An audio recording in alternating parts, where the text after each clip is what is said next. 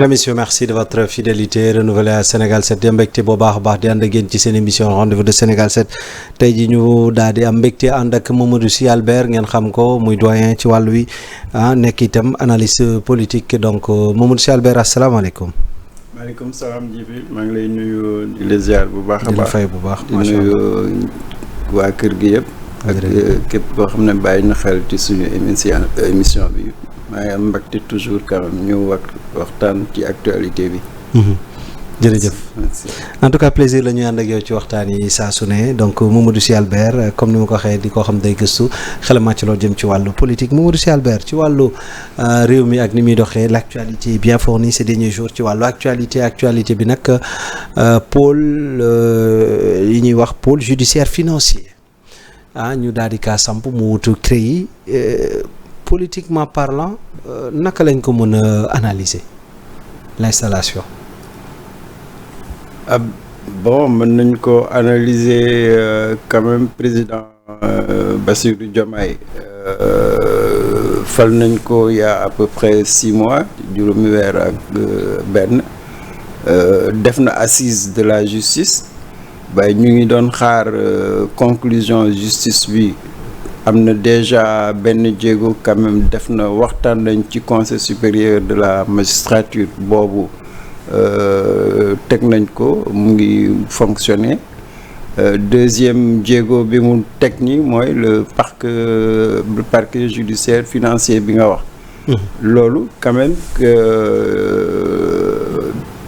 disons jalon la ci biir justice indépendante que nu ñuy waxee conseil supérieur de la magistrature nu ñuy waxee le cour constitutionnelle parquet judiciaire financier dafa bokk ci justice et loolu particularité parquet boobu mooy que boo xoolee yàgg nañu xeex corruption yàgg nañ ko xeex mais lu doon xeex corruption mooy CREI CREI Abdou Diouf moo ko sosoon Ablaye Wade ñu fekk ko fi bàyyi ko fi Macky Sall ñu fekkaat fi CREI mais luñ ci seetlu mooy que CREI pratiquement kenn àndu ci woon que ñëpp bu coow nañu ko CREI baaxul nañ ko soppi donc wax jooju moo jur parquet judiciaire financier parquet boobu nag am na solo ci wàllum lutte contre la corruption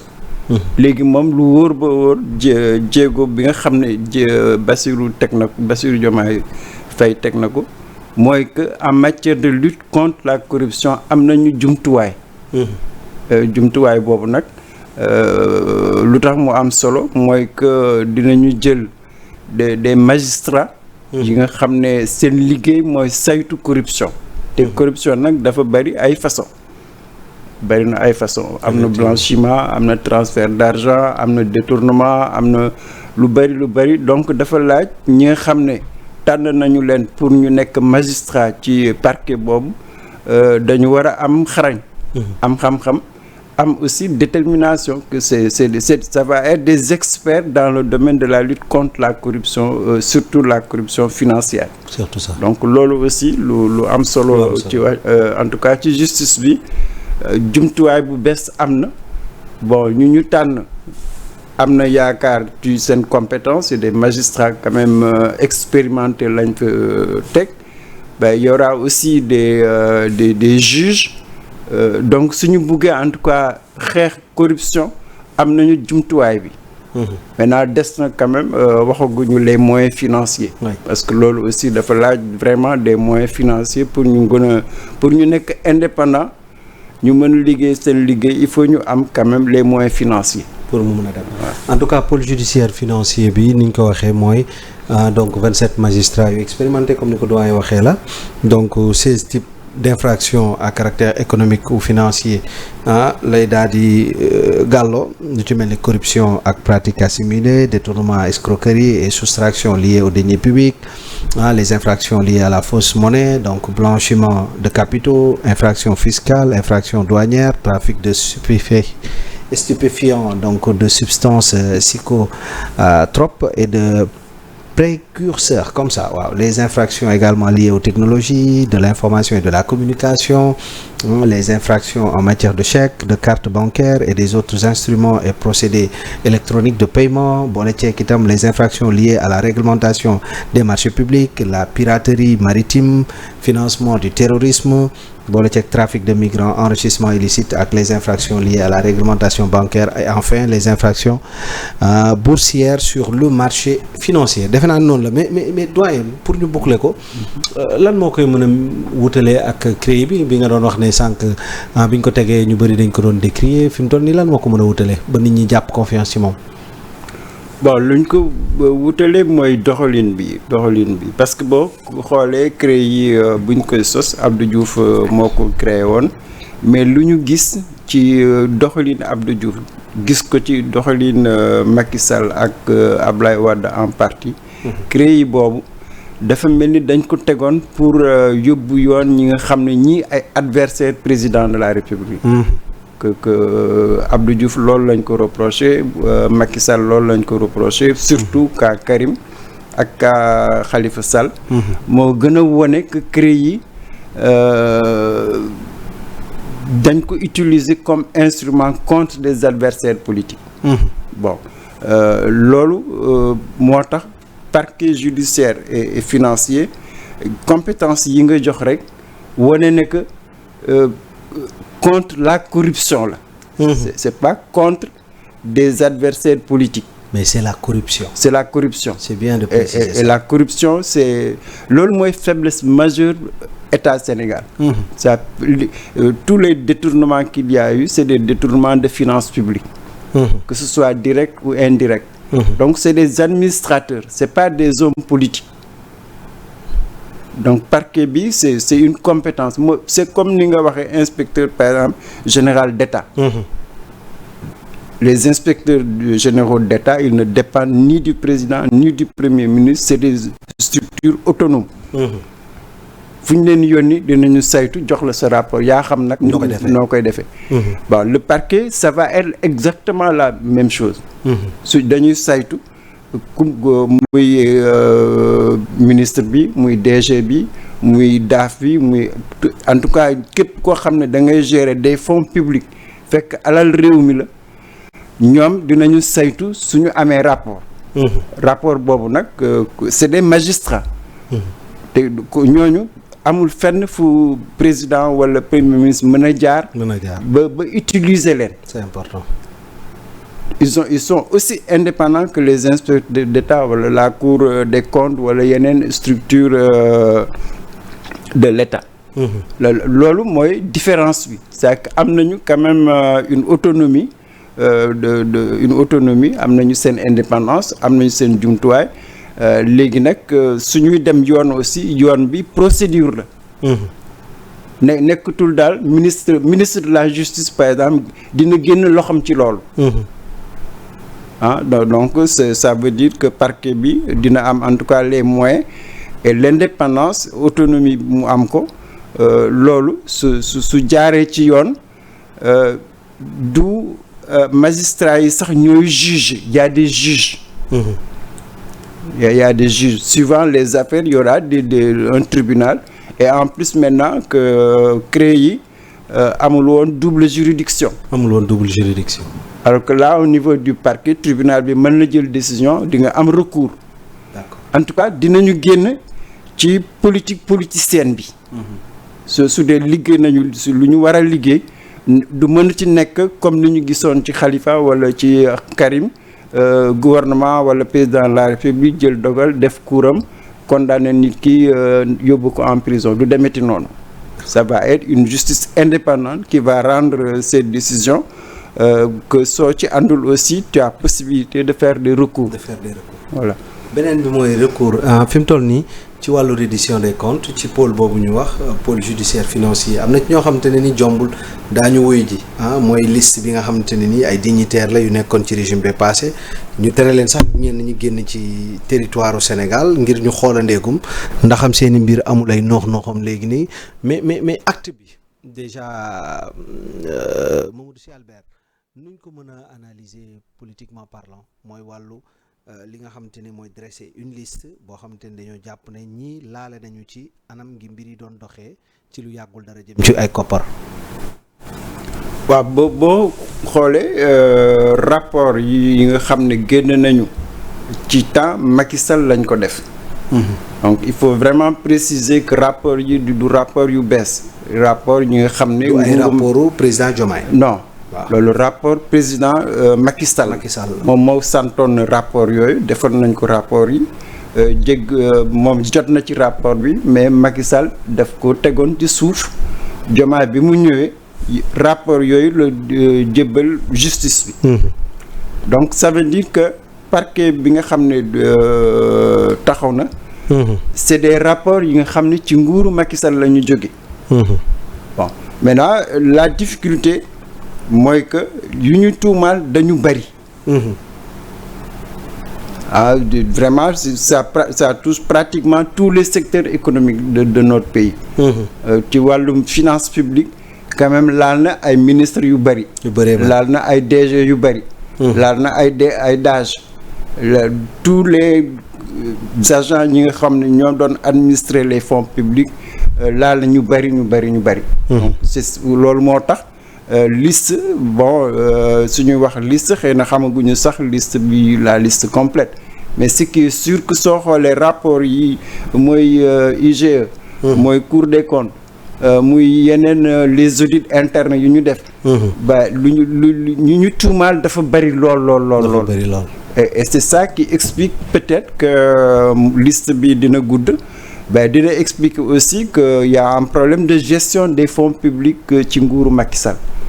Maintenant nag ça ne signifie pas qu'ils sont condamnés. Non. mais lan nga parquet bi moo war a dem saytu ki nga xam ne war nga dem ci yoon sa dossier dina dem ci yoon mais ki nga xam ne saytu nañ la tuumaan lañ la ñu déglu la nga am médiation y a une médiation pénale que mën nañ la tuumaal que ñu jox na firnde que lii ak lii moo tax que yow tu as fait une mauvaise gestion. mais ci timing bi fi muy ñëwee. tombeek ñu fay wax ne ñu ngi dem ci ay élections législatives ba ñoom ñi ñuy topp duñ ko bëgg a def mbiru campagne ko ne non voilà c'est tout simplement pour nous heurter moo tax affaire yi ñëwee période bi. non Diomaye amul choix président de la République amul choix que le Macky Sall li mu waroon defu ko président de la République Diomaye fal nañ ko am na ay rapports yu fi nekk sénégalais yi aussi am na lu ñuy xaar ci Diomaye président Diomaye ci wàllum lutte contre la corruption. Donc loolu mënul renoncer à ça su ko renoncer sénégalais dinañu génne ci moom. Et je pense que loolu c'est une responsabilité politique maintenant na jox dossier yi justice pour moi il doit faire son travail moo di ne que am na rapport am na parquet na bàyyi justice def yoonam maintenant nag que ñu ne ci élection la ñu nekk c'est vrai mais c'est pas parce que ñu ngi ci élection que ñoom ñëpp la ñu tuumaal. am na ñi nga xam ne ñii kenn tudd leen. muy waa APR muy Benno muy AFP muy PS y a des DG am na ñi nga xam ne kenn waxu leen dara. mais ñi nga xam ne dañ leen tuumaal mais loolu ba justice bi parquet bi dina saytu su dee jar nañu dem ci yoon dinañu dem ci yoon. Je pense que loolu moom du affaire politicienne c'est la lutte contre la corruption moo ko laaj ki nga xam ne nag y a des preuves. C'est sûr et certain que ki nga xam ne accusé nañ ko y a des preuves di nga dem wuyu ci justice encore une fois wuyu ci justice tekkiwul ne que dañ lay tëj mënatul demee comme ni ñu defee Karim mënatul nekk comme ni ñu defee Khalifa non c'est la justice qui va décider. Est-ce que yow tu es coupable ou pas.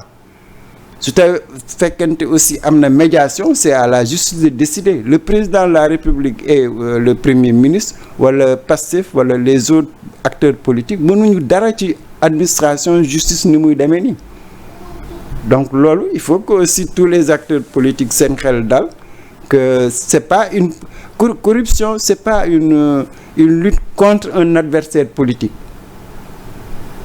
corruption c'est loolu moo tax demuñu ñun mais par exemple ñu ne la 1000 milliards def nañ ci Covid temps Macky Sall moo def rapport boobu rapport bi wane ne que xaalis bi demul ci Covid nga jël inondation tu as mis 700 milliards yi gisoo résultat bi mais loolu état mënul nangu lool. Il faut que Sénégalais acceptent que kenn mënul comprendre 1000 milliards ñu sacrifier pendant 1 an 2 ans 3 ans fait que ça enrichit les gens.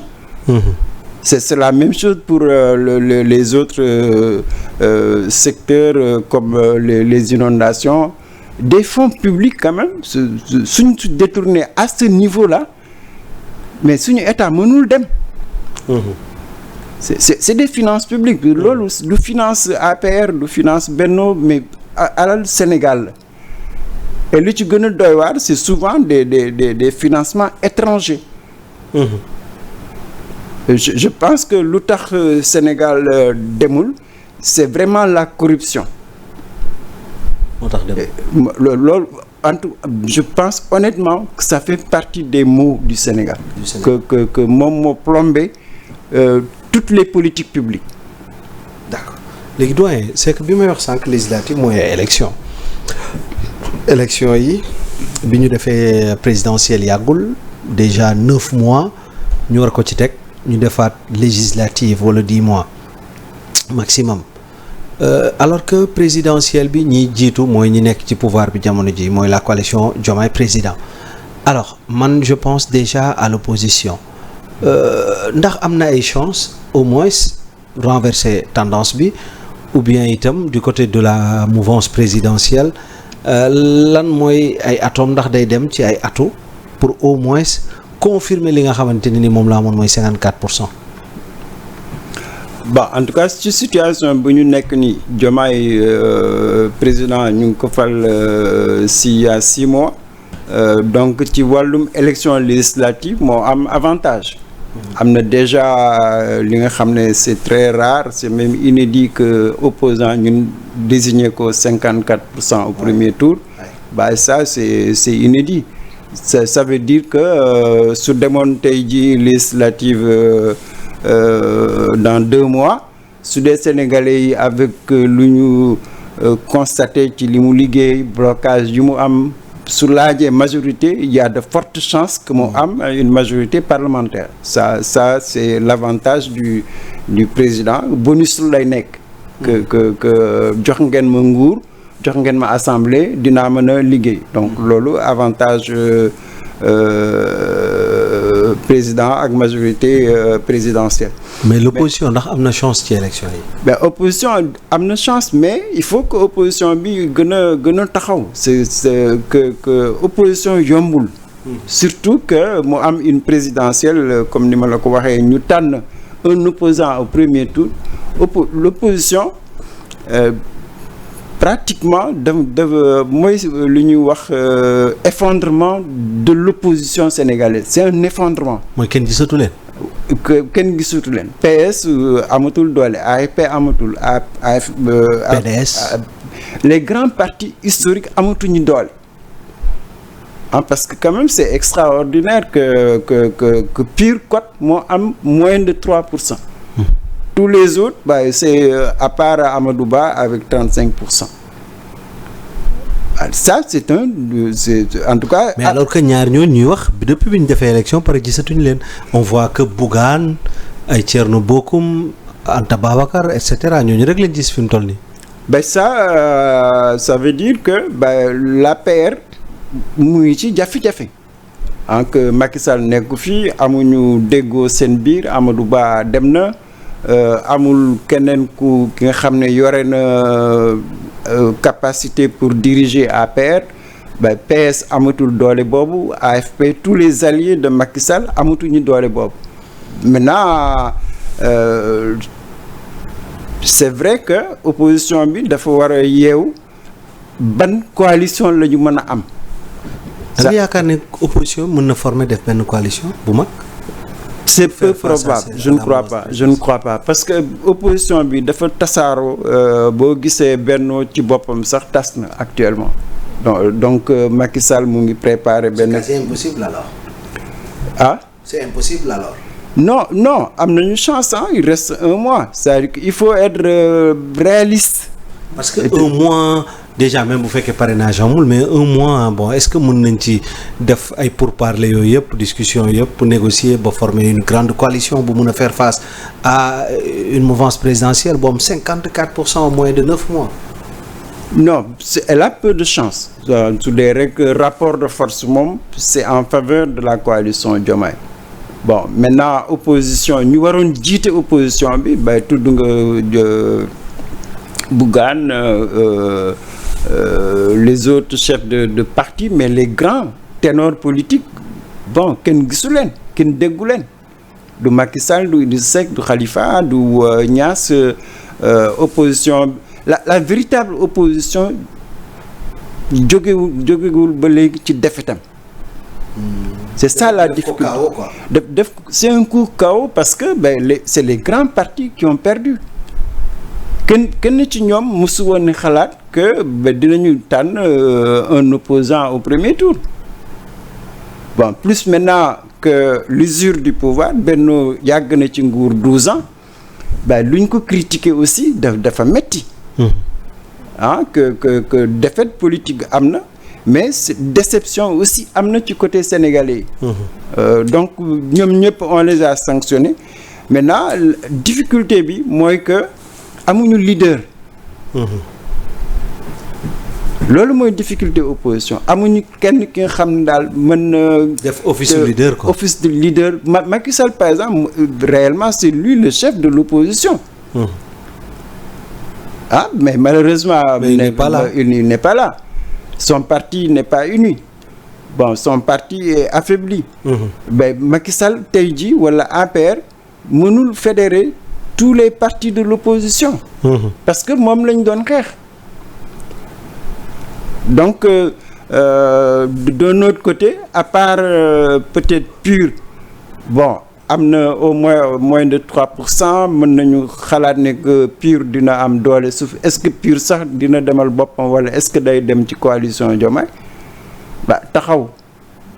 Est-ce que mënuñu wax ne divorce bi c'est acté vu les derniers propos de leur leader donc guide bu Moustarchidine c'est Moustapha Sy ci gàmmu gi il a tenu quelques propos yoo xamante ne nii après ça a semé beaucoup de polémique. Est-ce que foofu moom mënuñoo jàpp ne divorce bi entre la mouvance présidentielle je veux pas dire Pastef ak PUR.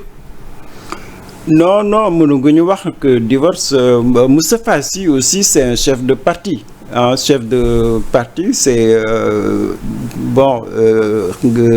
c'est un guide religieux c'est normal que mu def apprécier Ousmane Sonko en tant que chef de parti. C'est un chef de parti de PUR qui apprécie le chef de parti du PASTEF. Mais il a tiré sévèrement. Mais c'est normal que c'est des rivalités. ñëpp xam nañ ni que diggante PUR ak PASTEF c'est deux partis rivaux c'est des concurrents. soo xoolee élection présidentielle 2019 Ousmane Sonko était 3e PUR était 4e 2024 nga dem élection présidentielle PASTEF gagne PUR est 3e. Donc c'est des partis rivaux, c'est de la concurrence. Et c'est normal que le chef de parti de PUR attaque Ousmane Sonko en tant que chef de parti. C'est des critiques, c'est normal et c'est légitime. Mais est-ce qu'on peut mën nañ ko féewale mën nañ ko xàjjale mooy attaquer chef de parti au lieu de la personne? Non, c'est le chef de parti. C'est pas la personne. Ousmane Sonko la difficulté de Moustapha comme tous les autres chefs de parti c'est que nanguwul la personnalité de Ousmane Sonko. On ne veut pas le voir mais Ousmane Sonko c'est le chef du PASTEF c'est le chef de la coalition c'est ça qu'ils ne veulent pas accepter. Donc ils font semblant quoi. Mais ils font semblant mais tant que yow mënoo nangul kooku sa adversaire loolu ça va être difficile pour toi. Compliqué kay. Vaut mieux quand même que Moustapha Sy Ousmane Sonko delloo na ko njukkal plusieurs fois moi je me souviens de la campagne présidentielle. que ñoom ñëpp xam nañu Moustapha Sy fu mu jógee sori na yàgg na ci géopolitique am na parti am na Moustarchidine am na influence et tout le monde reconnaît ça à Serigne Moustapha mais en retour on ne reconnaît pas à Ousmane Sonko comme leader c'est ça la difficulté et donc loolu moo tax ñoom ñëpp ils critiquent Ousmane Sonko en fait c'est de la jalousie c'est aussi simple que ça c'est pas méchant c'est pas mesquin mais sa nawle la bon dañ koy gaarawaale dañ koy attaquer dañ koy déstabiliser mais réellement il y a pas de rupture parce que boo xoolee sëñ Moustapha li mu wax mais il a bien apprécié le président de la République. Mais apprécier le président et rejeter le Premier ministre, est-ce que c'est acceptable? C'est politique. Ça veut dire que Moustapha si et pur dinañu réfléchir est-ce que dañuy dem ak la coalition Diomaye am déet et quels sont les risques suñu àndul ak coalition Diomaye est-ce que pur am na capacité pour gagner sur les listes nationales est-ce que pur am na capacité pour gagner des départements? Il y a un risque si jamais pur demal boppam que cette machine de la coalition Diomaye là mën na tax pur peut-être du am sax un député dina am un député fort reste ça c'est des risques il faut que je pense que Moustapha Sy quand même am na xam-xam ci wàllum politique. kon ànd bi pur moo ci gën a gagné que Pastef. suñu demee aux législatives. oui c'est clair. C'est clair que pur place am mu ngi ci biir cette coalition là il y a aucune raison politique objective. Pastef nga yaakaar ne warul mun a def moom dong sax pour une première fois dem moom dong ci ay élections pour natt poids politiquement parlant. non c'est jotul est-ce que jotul c'est trop tard c'est trop tard. Vous pensez su jaaroon yoon moi je suis pour ça que législative bi dafa waroon nekk un test. pour tous les partis. à partir teg sa ndënd quoi ñu xam li nga mën ñu xam qu'est-ce que tu pèses. kan mooy kii kan mooy peser. loolu mooy législative. ñu xam sur la liste nationale ñaata député nga am sur les listes départementales mais loolu soo ko yóbbee à l'Assemblée nationale di nga am une représentativité. mais coalition bi day masquer la faiblesse day masquer ñenn ñi quoi. et ça va tuer les partis politiques. parce que képp ku xam ne di nga ànd ak coalition Diomaye ci gannaaw Pastef ngay nekk. soo jëlee aussi coalition Macky Sall libéraux et démocrates ku ànd ak Macky Sall tu vas être derrière la paire. Et coalition c'est vrai am na avantage côté élection mais sur le plan politique coalition moo rey les partis politiques soo gisee même résultat catastrophique aux élections présidentielles c'est à cause des coalitions. C'est à cause des coalitions que nit ñi ku nekk dem coalition sénégalais ne bon on prend la coalition Diomaye on a écrasé et les coalitions de l'opposition et les partis de l'opposition. ok mais léegi ni ñu écrasé noonu la ñu écrasé tamit l'Assemblée nationale bon pour reetaan donc Assemblée nationale fi mu toll nii dañ ko daal di dissoudre ñu war a am beneen fi mu toll nii. Timing bi le 17 la incha allah pour élection yi ndax timing bi baax na beneen bi ci topp itam mooy assemblée nationale itam lan moo war a nekk les perspectives ban assemblée la ñu war a xaarandi vu bi fi jàlloon. Disons que timing bi baaxul c'est clair pour moi le 2 mois c'est pas du tout réaliste pour une assemblée aussi importante mais malheureusement su amoon déggoo entre président de la République et président de l'Assemblée nationale mais kenn du dissoudre mënoon nañu négocier ba am 6 mois de transition. S'il y avait pas ce conflit ouvert loolu moo doon arranger le jeu politique et la vie politique nationale mais malheureusement am na nu mu demee président a été obligé de dissoudre. Ça il faut le reconnaître aussi il n'avait pas un autre choix. Maintenant pour l'Assemblée à venir c'est là aussi ça va être faussé. Parce que ce qui est clair que les Sénégalais ils vont être dans le piège. Le piège il est très simple il faut donner à Diomaye la majorité au Parlement pour qu'il gouverne Ou sinon, si on prend le risque de donner la majorité à l'opposition, Diomaye ne va pas gouverner. Et ça, quand une élection est réduite comme ça, il y a de fortes chances qu'on ait une forte majorité écrasante de la coalition Diomaye au Parlement. Et peut-être beaucoup de partis ne seront pas présents à la prochaine Assemblée nationale. Que ça va être très dur pour tous ces partis qui n'ont pas de moyens. Amuñu électorat au niveau national, amuñu électorat au niveau des départements. Ces partis-là, dans le meilleur des cas, ils auront que des forts restes, comme on l'a vu avec la dernière assemblée. D'accord, Assemblée nationale. Alors déjà Mamadou Sy Albert ñu ngi ci njeexitalu émission bi ponk bu mujj rek moom mooy lu jëm ci wàllu FMI mu def ay recommandations jëm ci wàllu koppar geeg koom geeg ñoomi seen. Alors prétexte la pour moi ma laaj la ne la économiquement parlant noo gisee réew mi après 6 voire 7 mois yoo xam te ne nii dem nañ ci benn transition bu ndaw. Disons que le président de la République, quand même, sur le plan qui gouvernance, ce qui est clair que Diomaye, il a son orientation. C'est moi li mu wax jubal jubanti. Ça c'est l'orientation politique que Diomaye a. Maintenant li mu mën a wax mooy que président Diomaye yàkkamtiwul. nguur pour yore nguur rek taxu ko jóg. que yàkkamtiwul il a une bonne orientation. Maintenant il y va pas à pas. soo gisee en tout cas ni mu dissoudre assemblée, il a pris tout le temps nécessaire pour déglu, pour cette jàmm stabilité, mais au dernier recours il surprend tout le monde. Que il doit dissoudre. Bon, c'est la même chose pour la justice. Il pose ses actes. L'Assemblée, il pose ses actes. Maintenant, sur le plan politique économique, c'est clair que il fait l'inventaire. Loolu moo tax ma ne la yàkkamtiwul parce qu'il sait que la situation sociale, économique et financière n'est pas bonne du tout. Donc, il ne doit pas se précipiter. Pour même dire sur la gestion Macky Sall naka la demee, il veut avoir de la certitude. Là maintenant c'est clair qu'il attend le rapport de la Cour des comptes.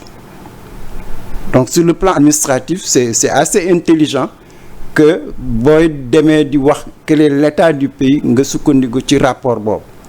Donc sur le plan économique il est très méticuleux.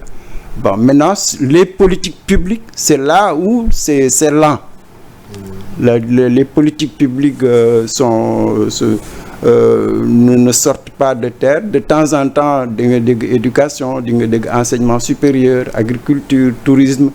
C'est progressivement qu'il met en place ces politiques.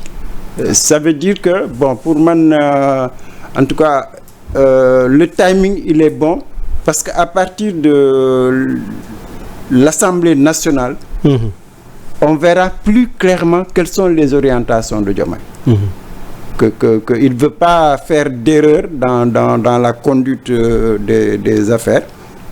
Et aussi, bon, il met beaucoup en avant quand même les concertations. Même avec la Banque mondiale, avec le FMI, c'est quelqu'un qui est silencieux jusqu'à présent. Il les écoute, il discute avec eux, il a son ministère des Finances. Il gère la transition là avec les bailleurs de fonds. Mais li mu nar a def, je pense que tant qu'il n'a pas finalisé la stratégie du développement du Sénégal, c'est ça à mon avis loolu mooy objectif Diomaye. Tant qu'il n'aura pas une stratégie de développement, duñu xam dëgg-dëgg sur les 4 ans qui vont lui rester, comment il va le faire. Bon, évidemment, maintenant, il y a les problèmes sociaux. Il y a des problèmes sociaux qui sont énormes. Définitivement, war na quand même élaborer un plan d'urgence. Le plan d'urgence manque. Mënoo nekk président la République 6 mois ngay jongler avec les urgences. Non, il faut avoir un plan d'urgence au moins nga xam ne que ça c'est des urgences sur les 4, 5, 6 mois. Et tu mets en place des politiques pour gérer les urgences. Sinon, tu es rattrapé. Et je crois que loolu moom c'est la faiblesse que je constate au niveau du président Diomaye.